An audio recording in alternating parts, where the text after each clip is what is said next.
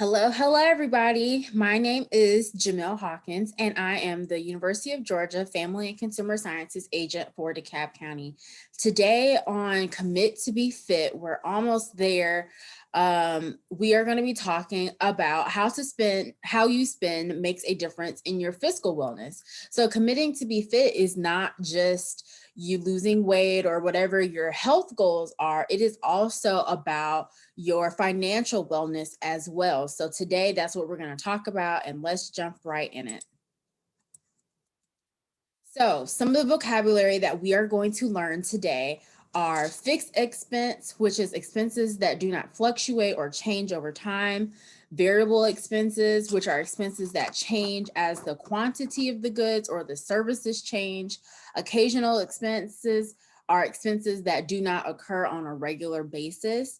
Spending funds are planned funds designed for expenses. And then a budget box is a box that contains everything you need to pay bills and organize your finances. So we're going to talk more in depth about what those are. And I'll give you some examples of what a fixed expense or variable expense are. So the overview or some of the objectives of this class today are going to be identifying and listing fixed, variable, and occasional expenses. The next is selecting a method or methods of tracking your expenses.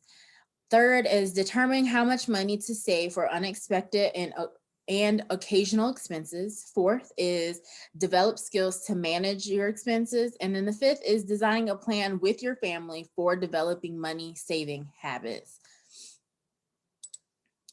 So when you know where your money goes, you can see your problem, and then you can also make wiser decisions. Keeping track tells you how much money is spent each month for different expenses. Over time, keeping track reveals habits and patterns you may not have noticed before. Problems like an expense that is too high or too low can be identified. Knowing how much money your family needs each month can help you make wiser decisions about how you can use your extra money. So I want to ask you if you know what are your fixed expenses. So your fixed expenses require the same amount of money each month and are usually due the same day each month. So can you think of some examples of what that is? That could be your phone service, your credit card payments, rent or mortgage payments, childcare payments, car payments, or cable and TV. Those are the expenses that you know that are going to be every month, the same time. They come out on the same day. They come out the same price. That's what a variable expense is. Oh, excuse me. That's what a fixed expense is. That's a fixed expense because it's something that is the same every month on the 1st, the 15th, whenever those bills come out. That's when that is. So next is variable expenses. So variable expenses change from one month to the next. So can you think about what a variable expense that you might be? That could be your water bill or your utility bill. They're due the same day each month, but the payments might change. Somebody might have taken too long of a shower, or you washed more loads of clothes this month than you normally do. You cooked more this month, so your gas bill might have gone up higher, or it's colder and your gas bill might have gone up, or your other utility bills might have gone up. So other expenses that are variable expenses are like your gasoline, your food, your public transportation, meals eaten out, and clothes are not due on a particular date, but it's something where you have to pay for these expenses if they arise. So those are the variables. They're different variables every month. The payment might not be the same every time you go. And then what are your occasional expenses? So occasional expenses come up less often than once a month, and they're occasional. So can you think of something that can be an occasional expense that might have happened in your life?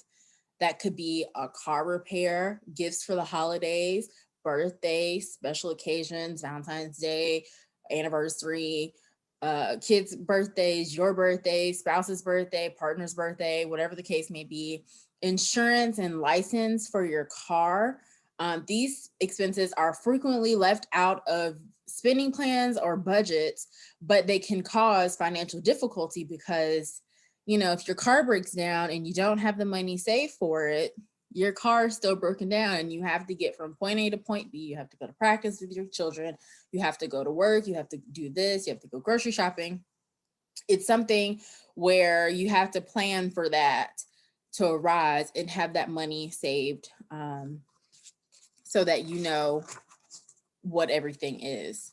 So now that we are on this slide, tracking receipts, cash, and checks, we can talk a little bit more about what this means.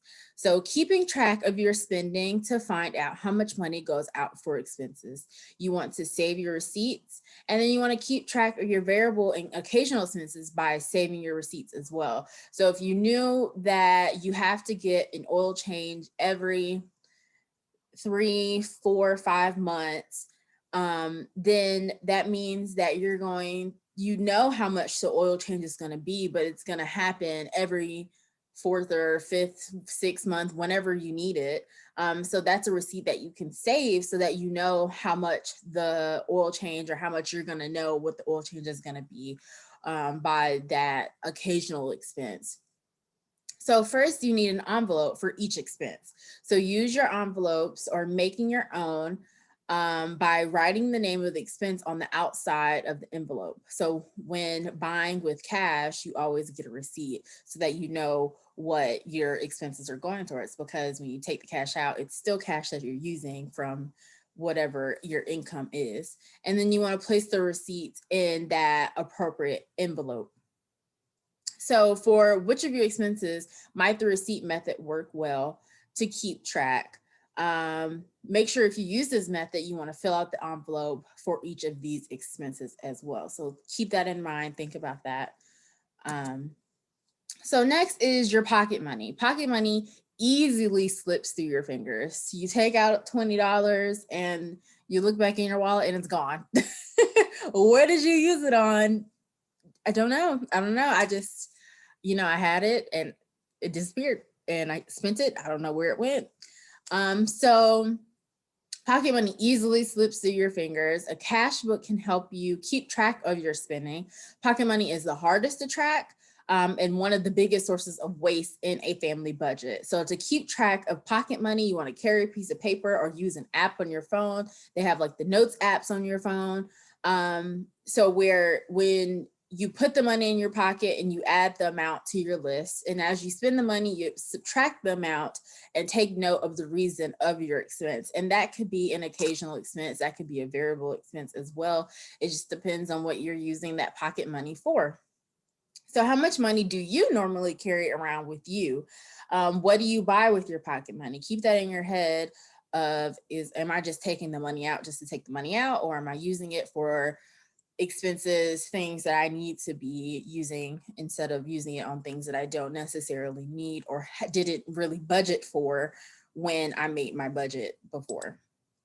So a budget box. The budget box might be a good place to keep your receipts. An empty shoebox makes the perfect budget box, just something that's smaller where you can put your envelopes in. And there are 2 versions of this budget box. So version 1 comes with dividers for months and days. At the end of each day, you place all the receipts and the day's cash book behind the correct day so that you know that on, the first, this is how much, these are the receipts that I spent. On the second, this is what I spent. On the third, this is what I spent. And it's behind each correct day. Version 2 are dividers for each expense. So your budget box should only contain dividers for your bills. Add dividers for each expense add dividers for expenses for which no bill is received. Place receipts behind the appropriate divider.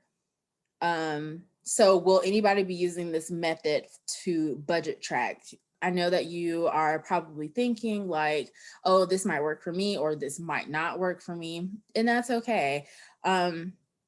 So if you deposit all your income into a checking account or online checking account, you want to use checks to track your spending. To use this method, where the check is written, you also need to note for each expense as well. So instead of writing just the store, you want to write the store and you went to the auto part shop for that as well.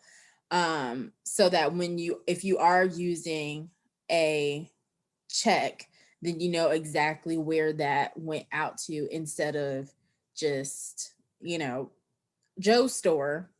But then what did you do at Joe's store? Or what did you purchase at Joe's store, so that you can have in your head so that you'll know.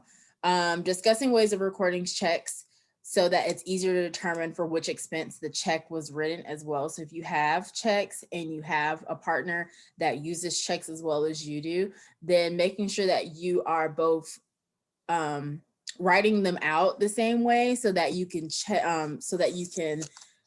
check at the end of the month or at the end of the week so that you both know what expense goes with what. So next, you want to analyze your expenses. So every month you want to add up how much you spent for each expense. To help yourself see where your money goes, you want to write expense totals for the month on a monthly summary sheet. And we have in our handouts, that's something that you're going to receive. Or you want to take a blank sheet of paper. First, write down on the left side of that paper all of your expenses. So that is your utilities, your gas, your car payment, your grocery list, your phone bill, all that. Those are all your expenses. Across the top, make columns for the next few months. This enables you to easily compare expense totals from month to month, so that if you can see that in April, we spent less money than we did in December because the gas bills were different or the utility bills were different. One was higher, one was not. And that's where you can see the differences of, well, maybe in December we might need to cut back on the heat a little bit, or, put more clothes on, add more blankets, so that those numbers don't have like such a huge discrepancy. But if you do like the heat in the wintertime, and you feel like that's what's best for your family, then, do what you want. But I'm just saying that's where you can see the differences between those bills between month to month. Next, you want to add up how much you spent last month for each expense. You want to write the total down in the appropriate space. And at the bottom of the page, you leave room for the total expenses and the total income. So you see how much money you brought in for your income, and then you saw how much money left with your expenses. So talking to your family about your expenses will create just one big sense of accountability for the entire family. So family expenses belong to the whole family and not just the person that does the budget, that does the managing, the money manager. It's with everybody. So you want to ask for discuss each expense with other family members as well. And then also encourage your family members to offer suggestions for reducing expenses and meeting needs of the family. So when family members take part in financial decisions, they are much more likely to cooperate with plans to reduce expenses. So if you are planning for a trip to a big park in the summertime and you have to reduce your expenses throughout the year in order to make that budget for the summer, then when you have your children involved, you have to explain to them, like, we can't do this, or we have to cut back on doing these activities so that in June, when you're out of school, we can have this really fun activity. We can have this really fun day or couple of days at this park or whatever activity they like to do. And so that kind of gets them into the mindset of, money management, even from a younger age, instead of them not knowing anything about money. And then they go off to college and they still don't know anything about money. And they might be getting their money skills from somebody that might not be a reputable source. So that's just something to keep in mind when you are doing these money managing tips. Financial wellness starts younger, or it when you do start younger with financial wellness, you are more likely to make better choices when you are older. And so that is just something that I want participants to keep in mind for their younger children. Financial wellness is for all. It's not just for the adults of the family. is for children as well, like age appropriate as well. So that is just some of the things that I want to talk to you about today. You want to look for ways to reduce your expenses. Most families can reduce their expenses by as much as 20% just by paying more attention to how they are spending their money. So I want you to come up with some ideas for yourself for reducing expenses to promote family financial wellness. And so this is the end of our session. I want to thank you all for being here today. I also would like for you to fill out an evaluation for me. It is that bit.ly link down at the bottom right here, so that I can be better for the next time, and so that you can get information as you need it. And so I'm actually going to show you all the planner that I had. Let me see. I'm going to show you not the planner, but the handouts that you're going to receive. Yes, here it is. Okay, so this is the My Spending Plan. And so here you can see that you can do for the week or the month of, so you can go weekly if that is how you want to structure everything out, so that it could be more manageable weekly, or if you find it more manageable to do it just by month, then that is where you can have it out here. So on the left side, like we were saying, you want to list your expenses. So that's your rent, your transportation, electricity, gas, water, all your utility bills, food, medical, if you had any accidents or anything that you have to do for medical expenses, doctor's checks, those co-pays that you have to spend for your medical visits, then that, your phone, clothing, insurance, recreational gifts, child support, credit card payments, savings, all that. That's all of your expenses, and they have extra other so that if you have anything else that you want to add, then that can go. And then on the right side, this is your income. So this are your wages that you receive, TANF, food stamps, child support, and then also other here, because these are different expenses and incomes that people have. And then at the bottom, you have your total. So these are my total expenses. This is my total income for the month. And then also here are some ways to reduce your expenses. So if you know that you have to reduce the expense somewhere, then maybe it could be with your eating out food, or if you have gifts, then you can limit the number, the amount of money that you're gonna do for a gift for a family member or a friend or a child's classmate or something. And so that's ways that you can reduce your expenses, but you have to do that for yourself in order to know like what you can give up on and what you cannot. And then down at the bottom are ways to increase your income, because that's a way to, increasing your income. And so here we have the what's most important. It's not a game. It's real life, but you can turn it into a game. So that you can see like what is the most important thing for you. And so here in the instructions, it says, rank the following items from 1, which is the most important, to 27, which is the least important. And you can only use each number once. So if you use the 1, that's the most important thing that you believe that is most important, and then you can only use that one time. And then you go down from 2, 3, 4, all the way down to 27. So here we have utility bills, fees for activities for the children, vehicle loan payments, charitable contributions, cable and satellite television, groceries, savings for emergencies, prescriptions, furniture loan payments, mortgage payments, hospital bills. So you want to go through and see what's the most important and see what's less important. And so when you see that and you get down here and you see that you're in the 20s, the 20s, the 22, 23, 24, and you see all the less important things, then you can go up here and look at the ways to reduce your expenses so that you can see, well, maybe this isn't really that expensive to me because there's more things that rank higher than this that I have to spend my money on. And so maybe I can reduce this even just by a fraction, a little bit. And that is a way that you can reduce your expenses. And so here is another sheet that we have, and it's the My Occasional Expenses. So these are things that you don't pay monthly and that happen, or you can pay monthly depending on what it is. But it's just something that isn't this.